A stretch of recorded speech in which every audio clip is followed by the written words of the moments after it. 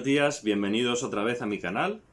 Estoy muy contento con la respuesta que han tenido los vídeos anteriores y creo que es el momento de hablar, si hemos hablado anteriormente de la creatina y de los aminoácidos, del tercero de los suplementos que componen la triada mágica que utilizábamos todos desde finales de los 90 y estaría hablando, como no, de la glutamina.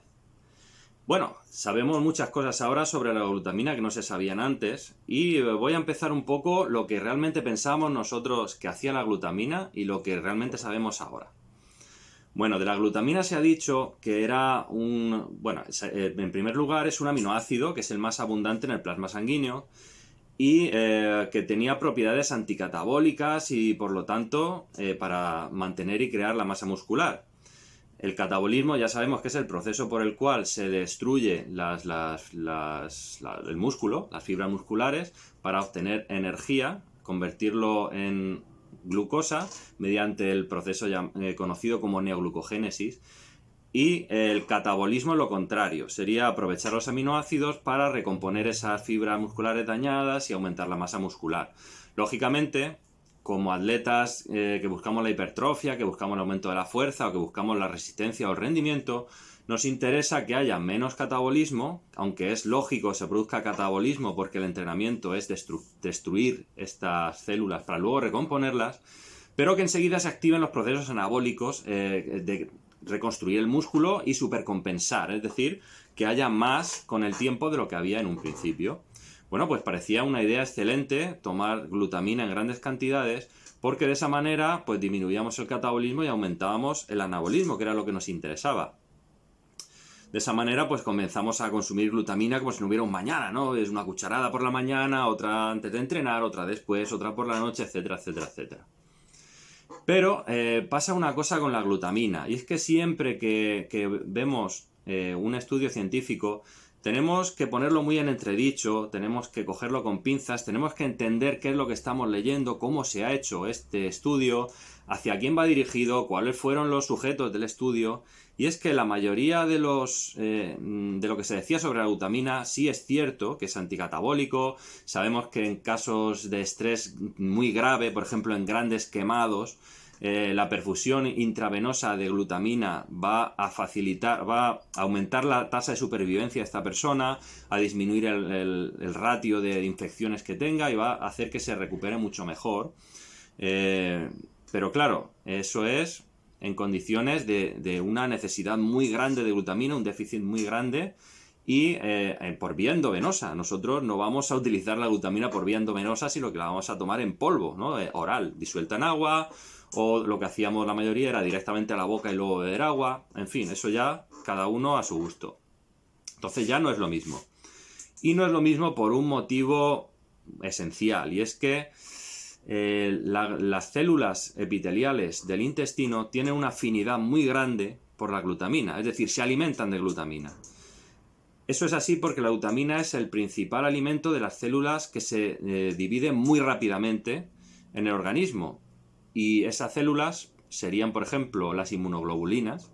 Por eso también se dice, y es verdad, que la glutamina aumenta la eficacia, la potencia del sistema inmunitario, refuerza el sistema inmunitario. Pero también es cierto que al tener las células del intestino, que están en las vellosidades, una afinidad tan grande por la glutamina, pues van a absorber el 80 o el 90% de toda la glutamina que tomemos. Entonces imaginemos que pensamos que estamos tomando una dosis de 10 gramos de glutamina y realmente va a pasar 1 o 2. Entonces, ¿qué efecto anticatabólico puede tener esta glutamina en nuestro organismo? Pues es muy poca, muy limitado, sobre todo en relación a lo que cuesta la glutamina. Es un suplemento que yo no recomendaría de entrada a todo el mundo de forma indiscriminada, y menos si tienes un presupuesto limitado para comprar suplementos. A ver, yo he tenido una tienda de nutrición deportiva durante varios años aquí en Torrevieja. Ya no la tengo, entre otras cosas porque no daba beneficios. Pero sí que mucha gente compraba glutamina, yo la recomendaba, yo la tomaba. A ver, a mí no me costaba dinero porque yo tenía mi patrocinador. O sea, si a mí me lo dan gratis yo lo tomo, está claro. Pero con lo que sabemos ahora, yo no recomendaría este suplemento y recomendaría otros mejor antes, para un deportista, una persona normal que va al gimnasio en plan recreacional para mejorar su físico, para perder grasa, para ganar masa muscular, o para un deportista casual, ¿no? Persona que juega al pádel los fines de semana, etcétera, etcétera. Y sí que le veo otras aplicaciones desde el ámbito de la salud que son beneficiosas y que las voy a comentar a continuación. Ante todo, estas recomendaciones no son sustitutivas de ninguna otra recomendación que pueda dar un médico.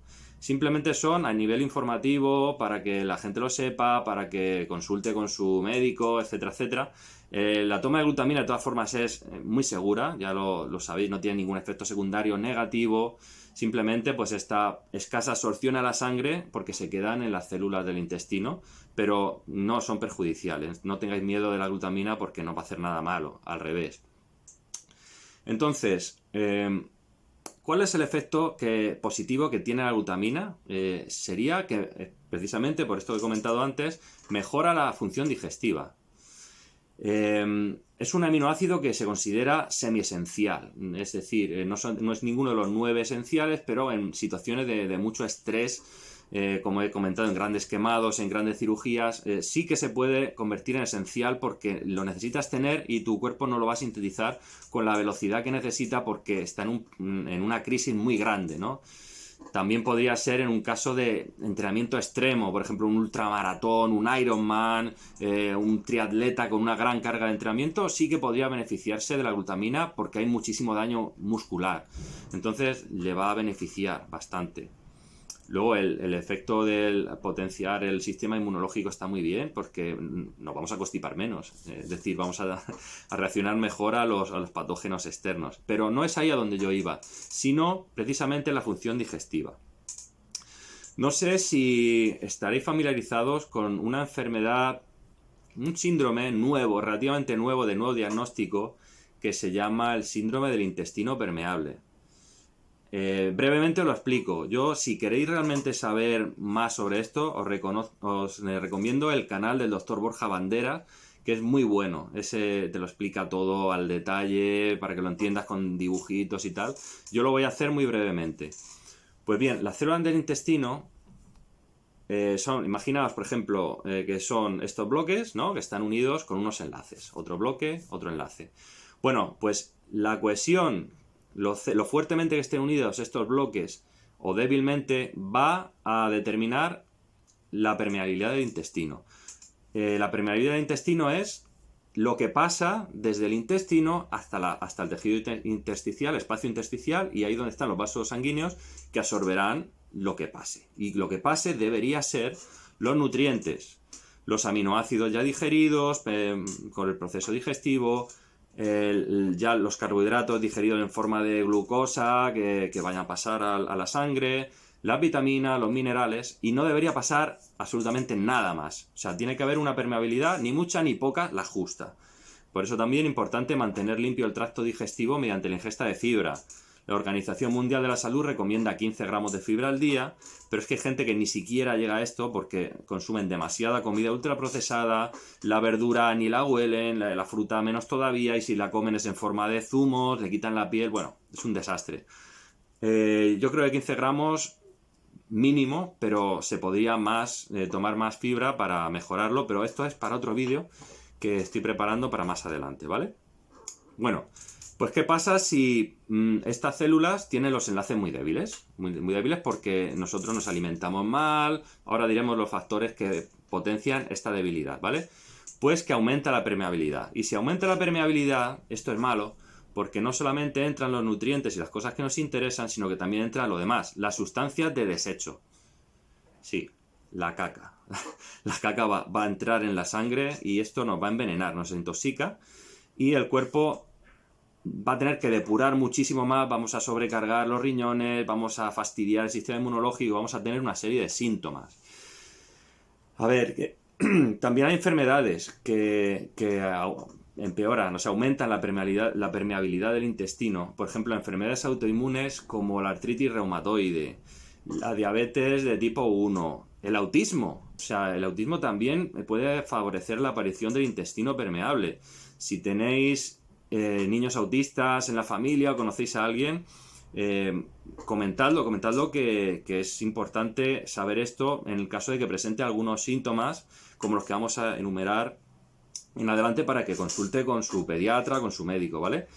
Luego también hay otras enfermedades que son de tipo digestivo, que obviamente pues también van a favorecer este problema, como por ejemplo el síndrome del intestino irritable, la colitis ulcerosa, la celiaquía, por supuesto, que es una intolerancia absoluta al gluten, que eso es que aumenta la permeabilidad intestinal a niveles estratosféricos, y es por eso que tienen esas diarreas, ese malestar, bueno, se ponen fatal los celíacos cuando toman gluten. Y bueno, hay otras enfermedades como la enfermedad de Crohn, que son muy graves en sentido de que tienen la colitis ulcerosa, digamos, que se concentra más en el intestino delgado, que salen como úlceras y mucha irritación por alrededor. Y la enfermedad de Crohn directamente es que en el colon tienen zonas que se necrosan, ¿no? que mueren. Entonces genera muchos problemas digestivos, muchas veces tienen que operar para quitar un trozo, volverla a unir. Cada vez el intestino va quedando más corto y bueno, es bastante... Se puede vivir con ello, pero es muy molesto y muy limitante para estas personas. Aunque con el tratamiento adecuado, pues lógicamente esto disminuye. Y bueno, que hay otros factores también, ¿no? No solamente estaríamos hablando de personas con enfermedades, sino, y esta es la parte que afecta a la mayor parte de la población. Escuchen bien porque seguramente muchos van a estar ahí. Por ejemplo, pues una mala dieta, ¿no? Pues malos hábitos alimenticios, comer mal, nada de verdura o muy poca, nada de fruta o muy poca, o decir, vale, esta hojita de lechuga es la verdura que tengo que comer al día, y con eso te crees que estás haciendo algo y estás comiendo mal. Muchas bebidas azucaradas, ¿qué más? Estrés, pues problema de estrés crónico. En el trabajo, tener muchas preocupaciones por la vida cotidiana, pues ahora que hemos tenido la pandemia y seguimos todavía arrastrando los efectos, pues tener problemas en pareja que se alargan en el tiempo, una relación tóxica, por ejemplo. Este tipo de cosas van a favorecer que aparezca este problema de permeabilidad excesiva del intestino y todo lo que viene después. ¿Y qué más? Lógicamente, vamos a tener que incidir sobre los factores que nos producen este estrés.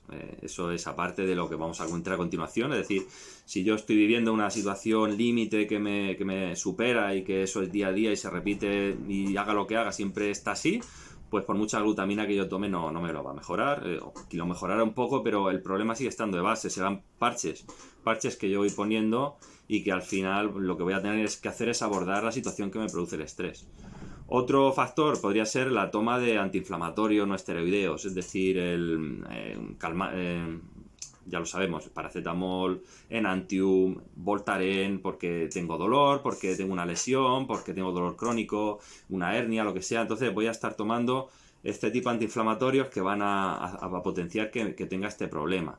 Sabemos que también causan problemas a nivel estomacal porque al inhibir las prostaglandinas el estómago no puede generar esa capa de mucosa que lo protege, y claro, pues los ácidos del estómago mismos y lo que ingerimos van a irritar las paredes, incluso producir gastritis, úlcera, malas digestiones, y todo esto son cosas que van sumando, ¿no? a lo que vamos a comentar.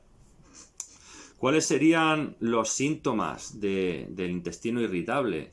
Pues dolor de cabeza, un cansancio que no se nos termina de ir, vamos muertos, mucha fatiga, diarrea, por supuesto, hinchazón abdominal. Hay gente personas que me cuentan que los que trabajamos por turno, pues que cuando están en casa están muy bien, tienen un perímetro abdominal aceptable, y luego cuando se ponen a trabajar, estoy pensando en policías, en personal del hospital, etcétera, pues que como que se hinchan y que no hacen bien las digestiones y que les cuesta ir al baño y tal.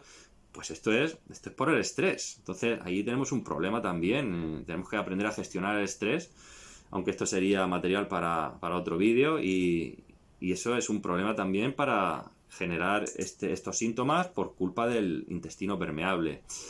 Tener una mala microbiota, o sea, sabemos que el intestino está lleno de bacterias que nos ayudan a hacer la digestión. Pues si no tenemos las bacterias en un buen equilibrio, vamos a tener un problema. Y por muchos anuncios de Danacol que veamos, pues da igual los yogures de estos que nos tomemos, que encima no está ni demostrado que hagan nada, que si no cumplimos con todo lo demás, nuestra microbiota va a seguir siendo escasa y de mala calidad, y vamos a seguir teniendo estos problemas. Otros síntomas de intestino irritable sería dolor articular, ¿no? Es de estos dolores así que dices, ¿por qué me duelen las articulaciones ahora? ¿No? También sería una dificultad para bajar de peso. O sea, personas que sabes que son cumplidores en cuanto a la dieta y el entrenamiento y que son constantes a pesar de que están cansadas crónicamente, pero que no bajan de peso, no hay manera, están ya cansados de no tener resultados, y muchas veces habría que mirar la causa en estos problemas, digestivos, ¿no? En fin, claro, hemos visto que cada caso tiene una intervención que tenemos que hacer, ¿no? El del estrés, pues el de la mala alimentación, tenemos que dar buena dieta, etcétera, una buena higiene postural, todo, entrenar adecuadamente.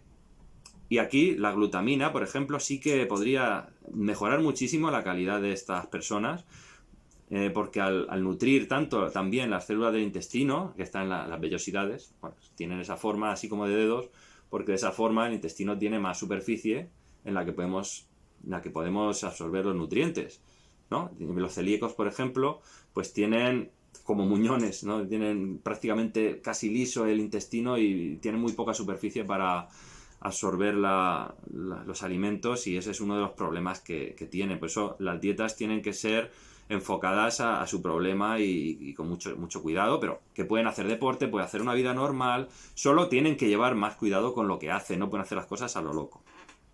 Y como decía, pues la glutamina, al reforzar los enlaces entre las células del intestino, pues van a disminuir esa permeabilidad y hacerla mucho más selectiva, y que podamos absorber los nutrientes y que no entre lo que no debe entrar, que es lo que nos va a envenenar. ¿Qué aplicación tiene esto por ejemplo, en un culturista grande que está comiendo por encima de las 3.500 calorías, etcétera? Pues muchas veces este síndrome de intestino permeable aparece por un exceso de trabajo del sistema digestivo. Hemos estado siempre digiriendo, siempre trabajando, nunca descansa, es un sistema sobrecargado. Entonces, estas sustancias de desecho que pasan al torrente sanguíneo nos van a ir envenenando, van a hacer que nuestros riñones trabajen más, unos riñones que encima están estresados, y la mayoría de las veces no es por un exceso de proteína, sino porque cuando entrenamos aguantamos la respiración. Mirad lo que os digo, entrenar aguantando la respiración es muy malo para las fibras del riñón, o sea, se las carga, las nefronas. Sí, porque imaginaos una sentadilla con bastante peso, que bajas, aguantas respiración, subes y estás ahogándote, y bajas y vuelves a aumentar, a tomar mucho aire, aguantas la respiración. En esos momentos la tensión arterial te sube a lo mejor a 220, 100, que es una barbaridad. Y esos golpes que vas dando con la sangre a las células del riñón se las van cargando conforme pasan los años y sigues entrenando de esta manera. Entonces no es una buena idea hacer esto, sobre todo en entrenamientos de muchas repeticiones, que son las de hipertrofia. Un atleta de halterofilia, de powerlifting, hace una serie de 3, hace una serie de 4, descansa 10 minutos, hace otra, y ellos aguantan la respiración, pero no son tantas series acumulativas a lo largo de los años como hace un culturista. Es que es brutal. O sea, saber respirar mientras estás entrenando, eso debería aprenderlo el primer día. O sea, no esperes al segundo mes ni nada. Si no sabes entrenar de verdad, por favor, cógete un monitor de confianza del gimnasio, contrata un entrenador personal, aunque sea un mes solamente, que te enseñe a cómo tienes que respirar y cómo tienes que hacer los ejercicios, porque es que a la larga vas a desarrollar insuficiencia renal como no lleves cuidado, y de ahí sí que no se sale. O sea, tú puedes hacerte daño en el hígado porque seas un fiestero, porque te guste salir, beber, y luego recuperarte, ¿no? Pero como te jodas el riñón, ya vas a la diálisis, y de la diálisis cada vez irás a menos hasta que el riñón te deje de funcionar, y si el riñón no funciona, el resto del cuerpo tampoco. Mucho cuidado con esto, por favor. También haré un vídeo sobre errores de entrenamiento para que el que se vea identificado con esto lo pueda corregir y que mejore su calidad de vida y su calidad de entrenamiento también. En fin, Concluyendo, vamos, ¿qué pasa con la glutamina? ¿Tenemos todos que tomar glutamina siempre porque sí, porque es lo que se ha hecho siempre? No.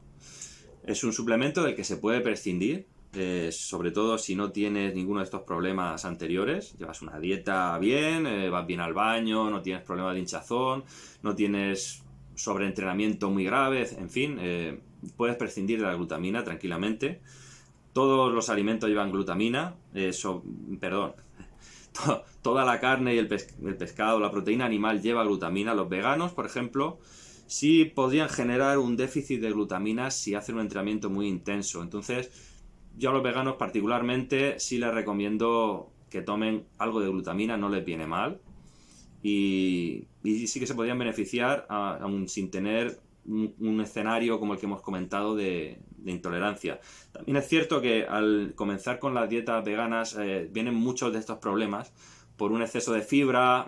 Nuestro intestino no está acostumbrado a digerir todo esto y los alimentos veganos son más densos en nutrientes y al principio cuesta, ¿vale? Por eso se recomienda que se haga una transición, que no se haga todo de golpe, me hago vegano mañana y empiezo ya. O sea, haz una transición para que tu cuerpo se vaya acostumbrando a sintetizar todo esto, a digerirlo. Y allí les podría servir de bastante ayuda un poco de glutamina, pero quizá más unas enzimas digestivas. Vale, hablaremos en otro vídeo sobre quién necesitaría tomar unas enzimas digestivas o a quién le podrían ir bien. Generalmente personas que comen muchas calorías o que tienen alguna intolerancia, aunque sea leve, de algún nutriente. Y bueno, el resto, pues atletas de maratón, atletas de triatlón, de muchísimo desgaste. Les podría venir bien tomarlo, pero como decía, no debemos tener la sensación de que el éxito, el fracaso de nuestro programa de entrenamiento depende del dinero en el que yo me gaste en suplementación. Porque eso es un error, eso es lo peor que puede hacer un entrenador, un coach o alguien que te está aconsejando, es recomendarte que te compres toda la gama de suplementos nada más empezar, porque no necesitas todo eso.